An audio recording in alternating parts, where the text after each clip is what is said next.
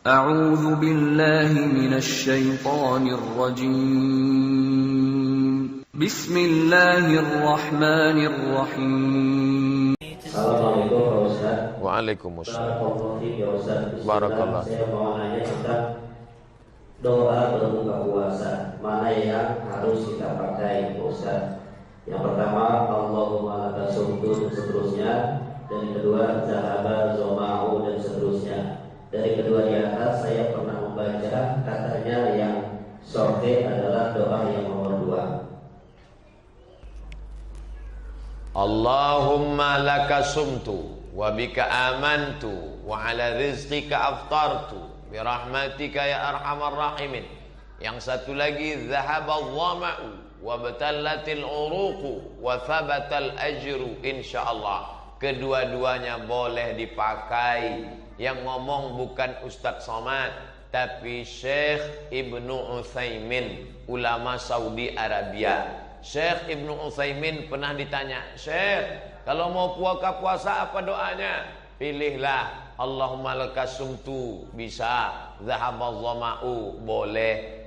Tapi katanya status hadisnya, hadis ini dhaif, tetap boleh dipakai untuk fadail a'mal. Hadis dhaif tetap boleh dipakai untuk fadail a'mal kalau cukup 5 syarat. Pertama, bukan masalah akidah tauhid. Kedua, bukan masalah halal haram. Ketiga, tidak terkait dengan periwayat kazab pendusta. Keempat, tidak masih bernaung di bawah hadis sahih. Kelima, untuk fadail a'mal, motivasi beramal, maka silakanlah pakai. Ini tentang masalah Allahumma lakas sumtu. Sudah saya tulis di buku 37 masalah populer. Bagi yang sudah punya, fotokopi, bagi ke masjid banyak-banyak tentang Allahumma lakas sumtu, tempel di papan pengumuman supaya umat jangan ikhtilaf hanya karena Allahumma lakas sumtu. Wallahu a'lam. Pak Ustaz, buat ibu hamil dan menyusui, bagaimana ganti puasanya? Bayar fidyah atau qada fidyah? Bagaimana pendapat jumhur ulama? Kalau ada ustadz yang ngomong ceramah, ibu hamil dan ibu menyusui qada saja. Ibu hamil qada, ibu menyusui qada. Itu dia pakai mazhab Hambali. Rata-rata ulama yang dari Saudi Arabia begitu. Syekh Abdul Aziz Ibnu Baz, Syekh Ibnu Utsaimin, Syekh Nasruddin Al-Albani, mereka ini umumnya ikut Hambali. Ibu hamil qada, ibu menyusui qada. Tapi kalau mazhab Syafi'i tidak begitu.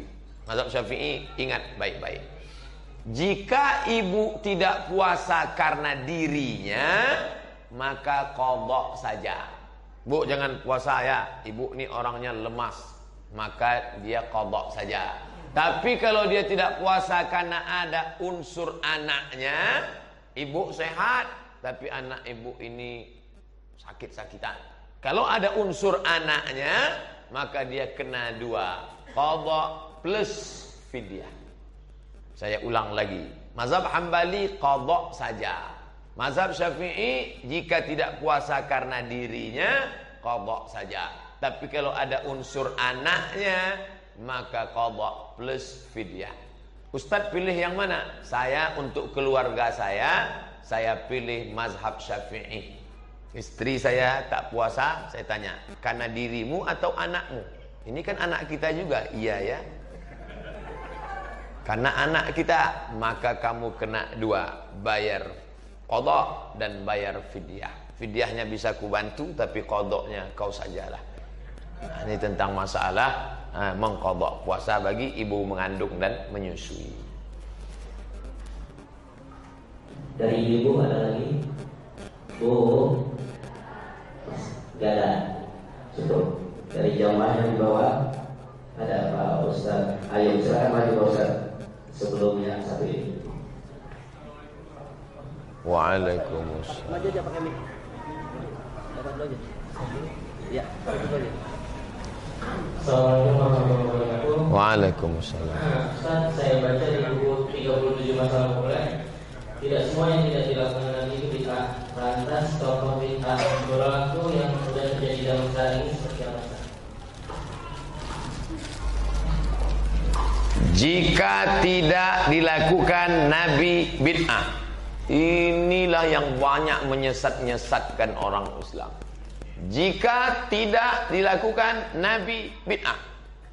Pernah dilakukan Nabi? Pernah dilakukan Nabi? Pernah dilakukan Nabi? Maka saya ungkap di situ banyak sekali perbuatan yang tidak pernah dilakukan Nabi tapi dilakukan sahabat Nabi. Mana contohnya? Berzikir 1000 kali sebelum tidur malam. Siapa yang melakukannya? Abu Hurairah. Abu Hurairah sebelum tidur malam berzikir 1000 kali. Ngitungnya gimana? Alfu uqdah, disimpul tali 1000 simpul. Karena kalau pakai tangan cuma bisa 33. 33, 66, 99. Lebih daripada itu error.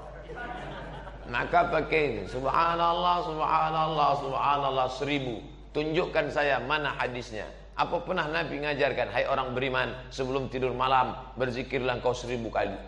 Kalau pakai kaidah tadi, kalau tidak dilakukan Nabi bid'ah, berarti Abu Hurairah masuk neraka.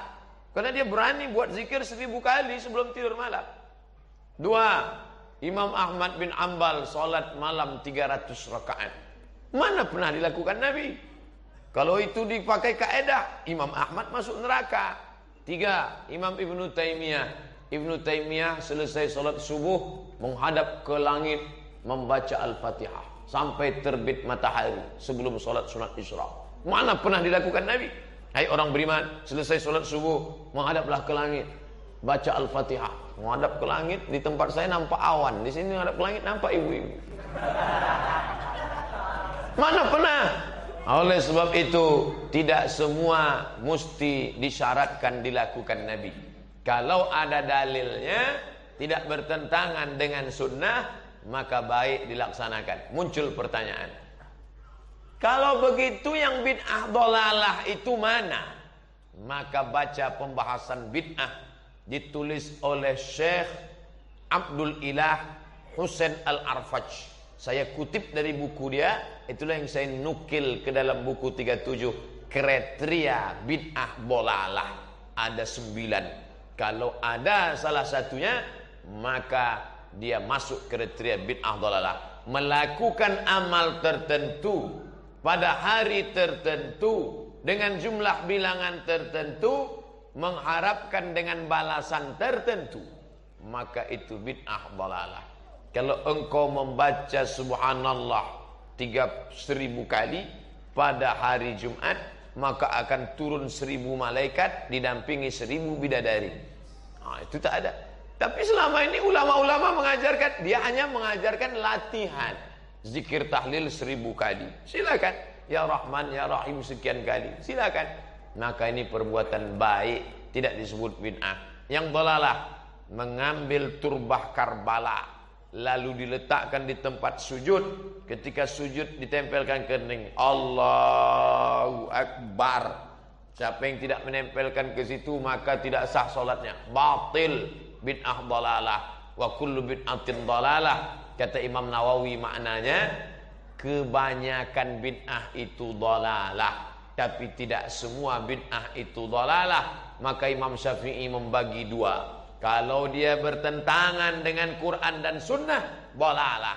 Tapi kalau dia masih sejalan dengan Quran dan Sunnah, maka dia sebut dengan bid'atun hasanah, atau bid'atu huda, atau bid'ah mahmudah.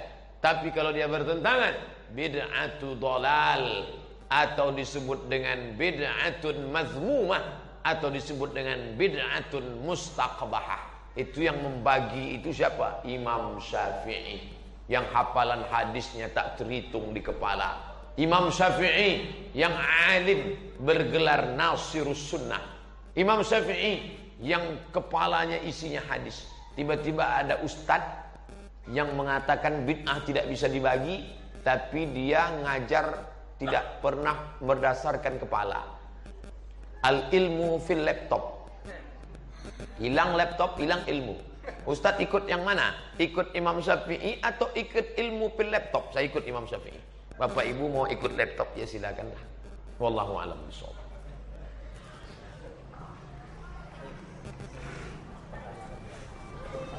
Assalamualaikum warahmatullahi wabarakatuh. Saya tanya mengenai penentuan satu Ramadan, satu Syawal, satu Ramadan dan satu Syawal. Tapi kadang-kadang ya seperti saudara-saudara dari Muhammadiyah, Ramadan masih 20 sudah menentukan Ramadan jatuh pada tanggal sekian. Misalnya dalam Al-Quran itu berpuasa kamu kalau sudah ya, dan juga berpuasa kamu sudah ya. Ini bagaimana bisa?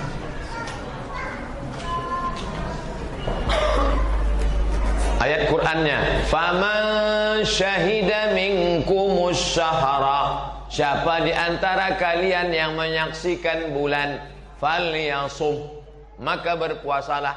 Ayatnya. Hadisnya, sumu li ru'yatih, berpuasalah kamu ketika melihat bulan.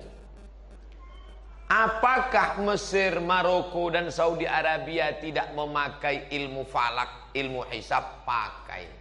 Hanya saja dikombinasikan antara ru'yah dengan hisab.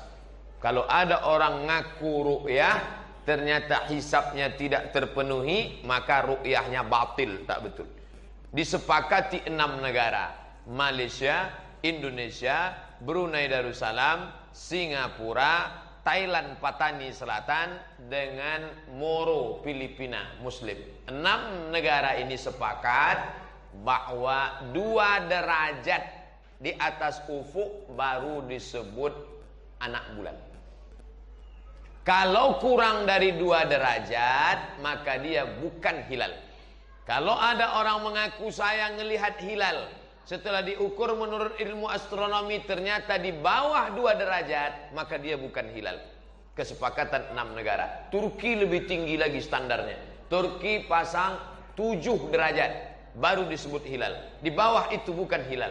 Nah, saudara-saudara saya, kawan-kawan saya dari majelis tarjih punya ijtihad tersendiri bahwa di bawah 2 pun tetap hilal. Di situ letak persimpangannya. 0,5 pun kalau sudah terlihat maka dia sudah dianggap hilal.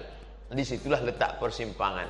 Ketika kelompok ini mengatakan 2 derajat baru hilal, kalau tidak 2 derajat tidak hilal, kata Muhammadiyah 0,5 pun sudah dianggap sebagai hilal. Mau tak mau, suka tak suka, negara mengakomodir yang dua-dua ini. Makanya nanti Menteri Agama akan mengumumkan, saudara sekalian berdasarkan ru'yah maka besok kita puasa. Tapi bagi yang mau melaksanakan duluan silakan, dan kita saling menghormati. Tapi kalau di Mesir tidak begitu. Karena Mesir ada mufti namanya. Mufti adalah pemegang tampuk kekuasaan tertinggi dalam bidang agama. Mufti zaman saya dulu namanya Syekh Nasr Farid Wasil. Satu negara, satu mufti, dia yang mengumumkan. Yang melawan mufti melawan negara, tangkap. Maroko lebih tegas lagi. Maroko tak ada mufti, langsung raja. Namanya Raja Muhammad VI, anak Hasan II, anak Muhammad V, anak Hasan I. Muhammad VI pengumuman, berdasarkan penampakan anak bulan dibantu oleh hisab ilmu falak, maka besok puasa. Tertulis di konstitusi negara, la yuftin nas hatta yuftil malik. Tidak boleh orang berfatwa kalau raja belum berfatwa. Nah, jadi saya pernah hidup di negeri 2, satu republik Mesir, satu kerajaan yaitu Maroko. Dua-duanya tampuknya satu. Tempat kita Muhammadiyah dengan NU merasa lebih tua dari negara. Negara ini kan baru ada 1945 kata dia. Kami